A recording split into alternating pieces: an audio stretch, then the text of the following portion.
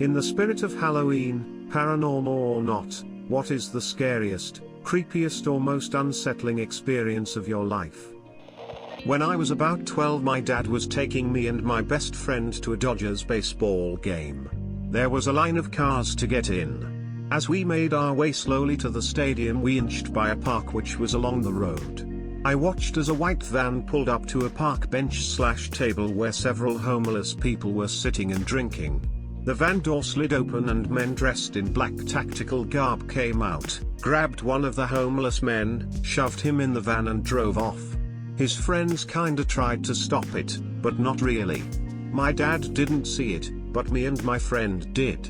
To this day we still wonder what that was about. When I was 14, I lived with my parents in a converted chapel.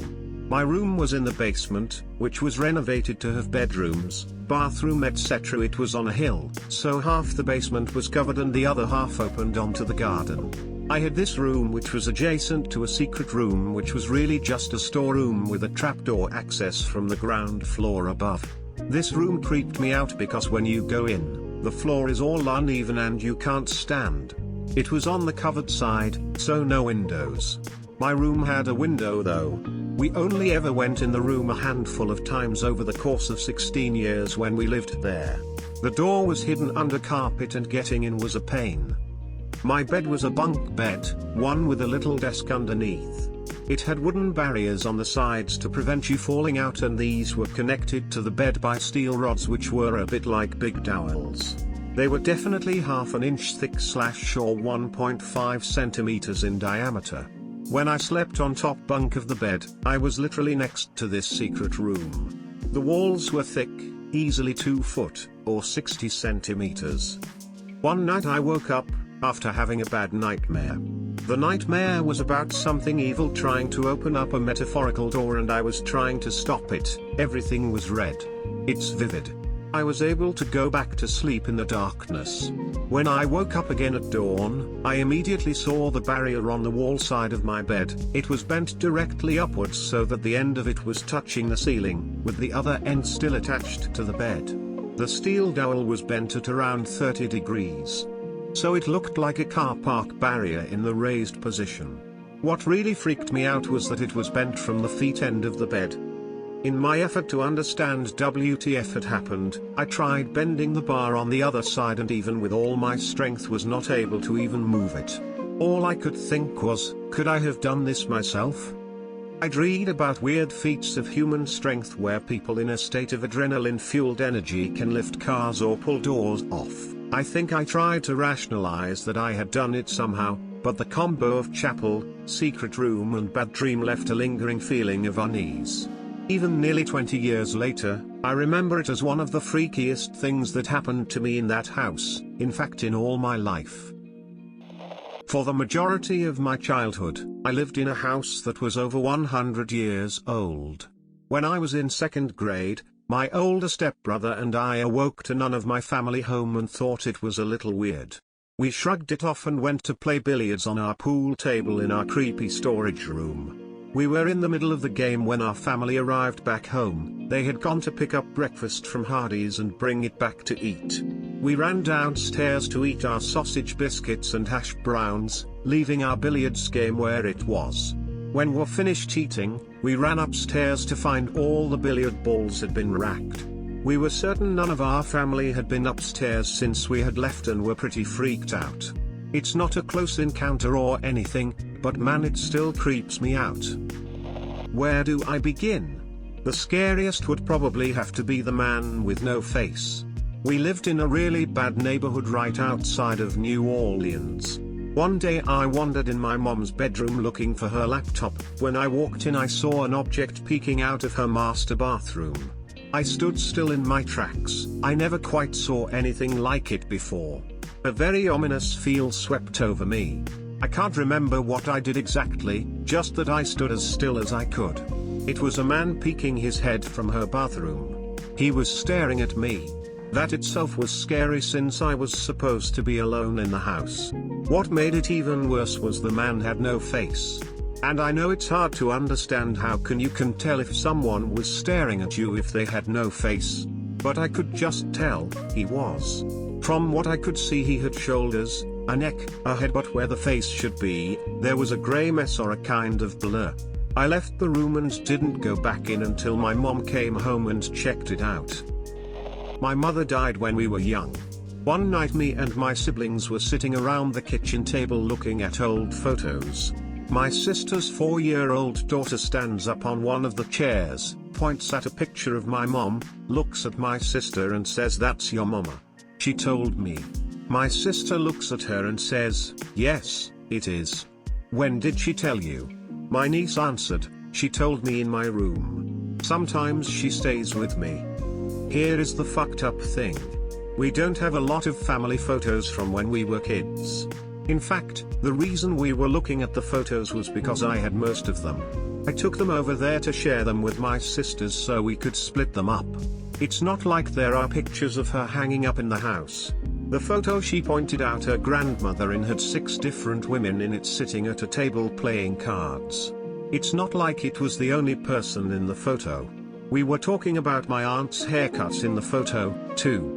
There was no mention of my mother being in the picture before she pointed her out. Creeps me out to this day when I think about it. Literally my second comment on Reddit ever. Greater than driving on a super isolated road late at night in buttfuck New Mexico, 285 north, for those who know. For those who don't, it's a skinny little 2-lane road for the most part which goes right through the middle of a lot of nothing with roughly 100 miles of fuck all on either side of it, and got followed for a long ways by a huge black pickup truck. One of those giant Dodge King Ranch things, all black, cab catcher on the front, limo black on all the windows, everything. Greater than it tailgated me at 85 miles per hour for about 75 miles, and when I stopped at a truck stop to pee it pulled off too, but nobody got out. It just idled away in the parking lot until I got back in and got on the highway again. Fucker followed me all the way to Carlsbad before peeling off and heading back south. I've never seen it again, but I refuse to make that drive by myself anymore. I'm usually up late while my mum and sister are already asleep.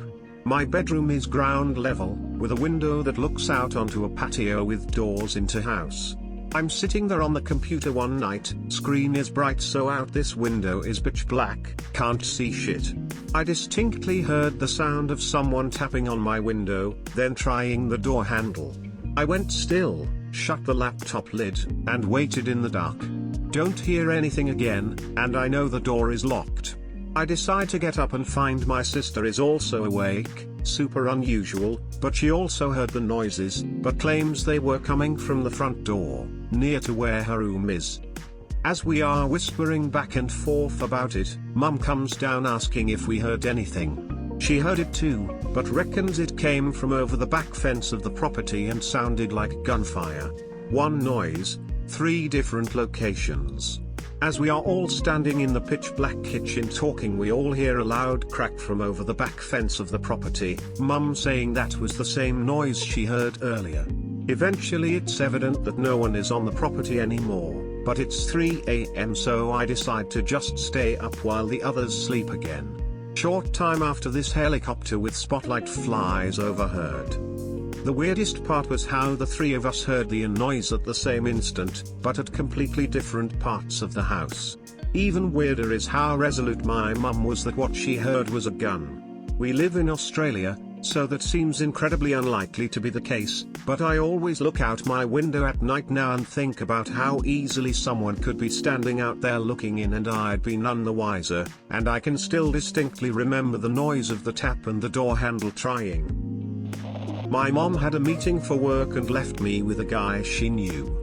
She told me not to leave the place under any circumstances. So I was sitting there coloring or something, and then another guy comes in. I was 5, but he gave a very creepy, unsettling impression, almost like an animal instinct that the guy was not to be trusted. The guy then tried to convince me to come with him because he knew where my mom went and that I could go and see her. I didn't want to. He continued to try to talk me into it, but I was dead set on not moving from this place. Eventually he left. I still have shivers when I think whether this guy actually knew my mom or not. When I was young, my family, parents, older sister, visited my aunt who owned a nice home in the hills above LA. My sister was at that age where she started learning about serial killers, and I very clearly remember her asking my aunt how far away the Tate house was. It was torn down by this time, from where we were. My aunt simply replied, "You don't want to know." Years later, I decided to find out how far away "you don't want to know" was, and she wasn't kidding. You could throw a baseball a little ways up the hill and easily land it on the 10,050 Cielo Drive property. Might not be the creepiest thing out there, but it certainly creeped me out. My folks are both very laid back about topics and discussion subject matter, but Manson was always one of the very few taboos. I hadn't realized till that time how close my aunt was to those crimes in terms of proximity.